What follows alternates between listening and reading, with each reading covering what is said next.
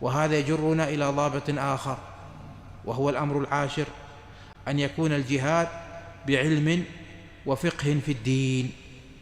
لا بد أن يفقه هذا الباب، فهذا الباب كسائر أبواب الدين قائم على العلم.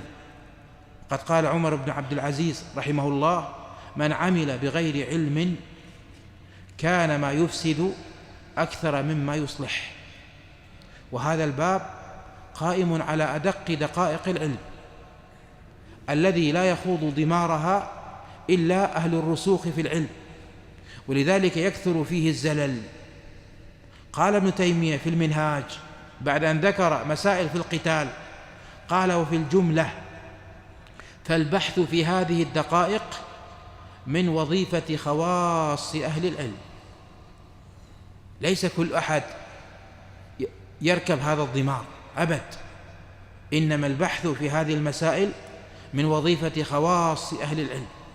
وقال: والواجب أن يعتبر في أمور الجهاد برأي أهل الدين الصحيح الذين لهم خبرة بما عليه أهل الدنيا، دون أهل الدنيا الذين يغلب عليهم النظر في ظاهر الدين، فلا يؤخذ برأيهم، ولا برأي أهل الدين الذين لا خبرة لهم في الدنيا،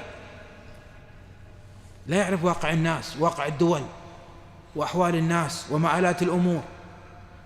عنده علم بالدين ولكن ليس من الراسخين في من يبصر المآلات. وقال الشيخ الفوزان: والجهاد له باب عظيم في مؤلفات أهل العلم يرجع إليها، وتستقرأ هذه الأحكام من كتاب الله وسنة رسوله، ويسأل عنها أهل العلم وأهل البصيرة، لأن الجهاد أمره عظيم. إذا نظم وصار على الذي رسمه الله عز وجل صار جهادا نافعا للأمة. أما إذا كان فوضى وبغير بصيرة وبغير علم فإنه يصير نكسا للأمة وعلى المسلمين.